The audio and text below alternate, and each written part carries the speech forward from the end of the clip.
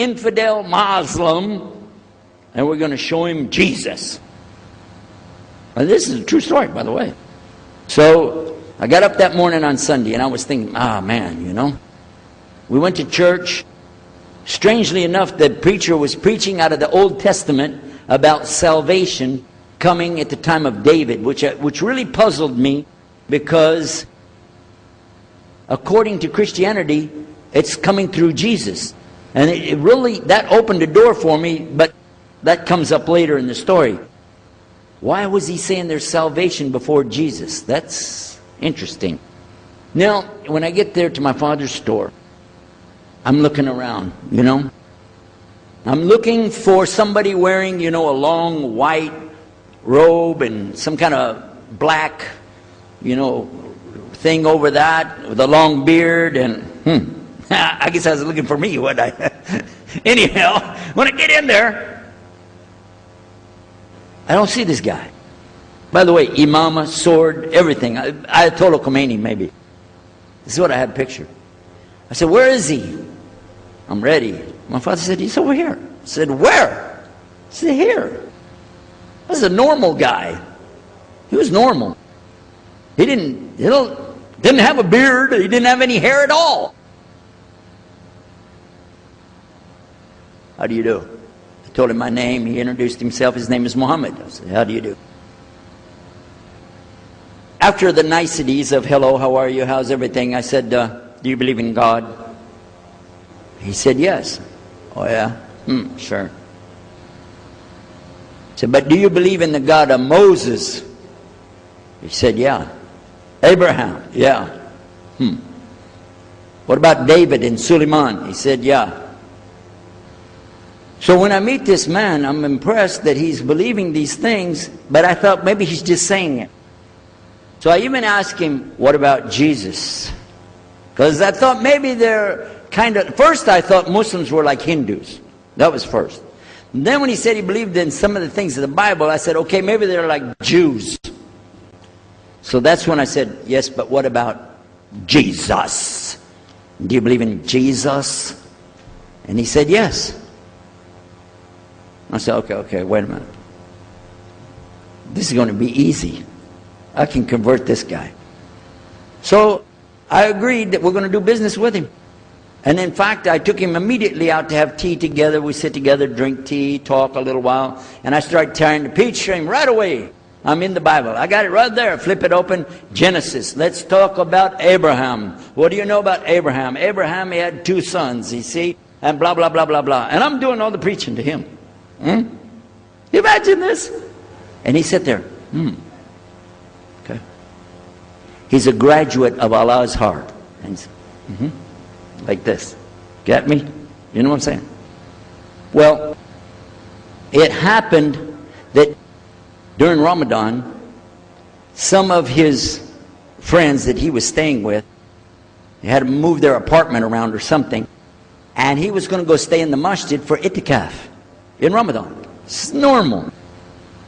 We didn't understand. I thought he has nowhere to go, and I told my dad, this man has nowhere to go.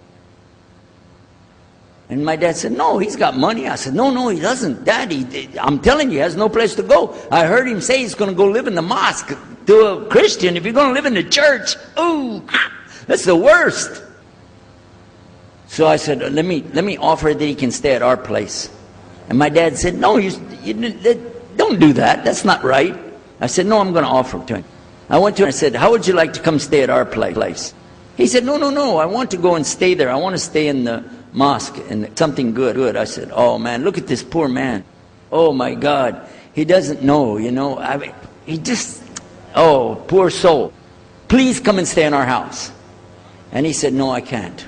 I need to go stay over there. I said, look, I'm scratching his dignity. So I told him, listen, no. I want you to come and you can pay. You can pay money and stay with us. He said, how much? I said, $15 a week. Which in America is like nothing. $15 is nothing. I said, and then he kind of hesitated. I said, and we'll pay for all the food. Well, you eat $15 worth of food in one day in America. He said, okay, all right. And I told my dad later, I said, see how I did that? Because now he'll stay with us He knows he's getting a good deal on the food, and I was making it all about money. Well, I didn't know he wanted to come and stay with us. He wanted to learn about how we're Americans and how is the dawah going to be. What do we believe? Especially people who are preaching. So he came and stayed in our house. And I said, well, now that's good. I'll travel with him and go with him in places, and he'll see and he'll learn about Christianity. As we were traveling and working together, we put up tables just like this and booths and things and set things out for people to come and look at them and sell things. And I caught him one time. When somebody wanted to take something from the front, he took it from the back and gave it to him. And I looked at him. And the next time somebody started to take something, he took from the back and gave it to him. I said, hey, Muhammad, we take the stuff from the front because that's the old stuff. The new stuff in the back, just hold it back. You know what I'm saying? This is dated material. Get rid of the junk first. He said, no, I can't. In my religion, we can't sell something unless we give the people the best.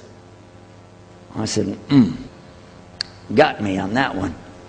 And I'm supposed to be telling him about a better deal. I said, okay, yeah, whatever. You're never going to make any money, though. But that's all right. Over a period of time, I came to learn a lot of things. Also about being humble. A lot. Because this man was obviously well educated, very articulate. He could really talk about a lot of subjects. In fact, I tried to debate with him about many things. But he was so wise and well educated that he could see what I was doing, and he would take it easy and let me win every debate. I could win any debate with him if he wanted me to. But if he wanted me to lose, I was going to lose. This was how well he could handle it. Now what happened, one of the preachers that I knew, another preacher, who used to carry a big cross and walk down the street so people would stop and talk to him about religion, he had a heart attack and he went to the hospital. So I went to the hospital to visit him, and while I was visiting him, I met another man in the hospital who was in a wheelchair. This gentleman had a problem. He didn't want to talk to anybody. And I told him, let me witness to you. Let me share the message of Jesus with you.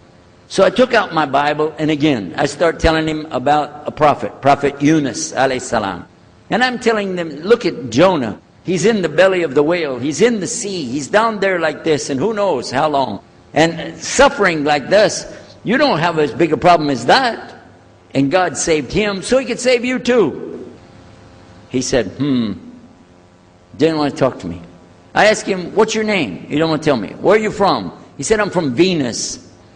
So what's that? Well, we do have, there is a Venus, Texas, by the way. But he said, you know, he's from another planet.